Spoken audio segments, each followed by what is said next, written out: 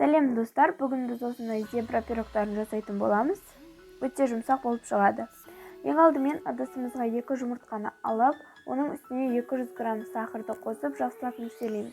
Көпіргенше миксерлеп аламыз. Жүрекпен салған әнім,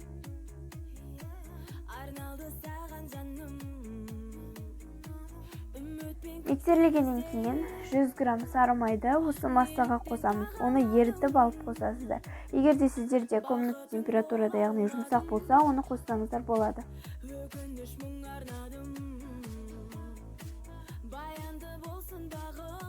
Оны жақсылап миксерлеп аламыз.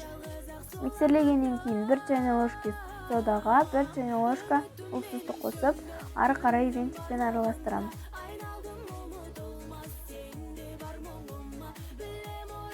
Венчикпен араластырғаннан кейін оған 100 мл сүт құйып, онымен тағы да жақсылап араластырып аласыздар. Және осы аралықта 300 грамм ұнды дайындап аласыздар. Ең алдымен 200 грамм ұнды, содан кейін барып 100 грамм ұнды саласыздар. 200 грамм ұнды салғаннан кейін онымен жақсылап араластырып аласыздар. Яғни ұныңыз міндетті түрде електен өткізілген болуы керек.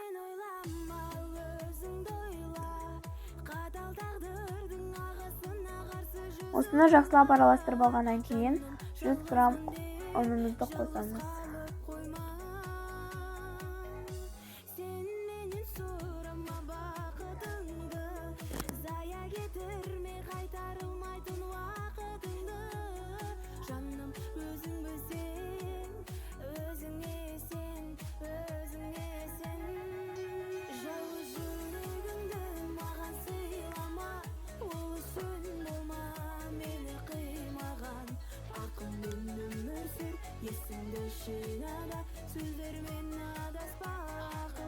Жақсылап араластырып алғаннан кейін осы массамызды 2-ге бөліп аламыз. Яғни біреуіне 2 чайный ложка какао, ал екіншісіне 2 чайный ложка ұн қосамыз. Екеуінің консистенциясы бірдей болу керек. 2-ге бөліп аламыз. Міне 2-ге бөлдік.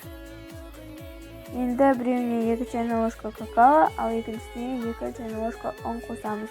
Онымен жақсылап араластырып аламыз.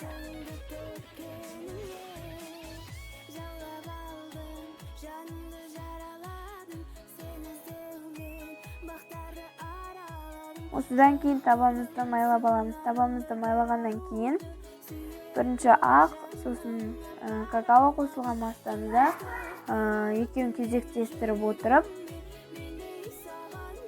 осындай узорлар жасайсыздар. Екеуін кезек-кезек қыласыздар, яғни ақ, қара. Енді барлықтарыңыз білетін шығарсыздар оны. Осылай жасап шығасыздар барлығына, яғни таба толғанша. Міне менде уже осындай болды. Негізі оны аккуратно жасау керек, мен асығып жасаған болатынмын. Ештеңе етпейді. Осындай узорлар жасап шығасыздар.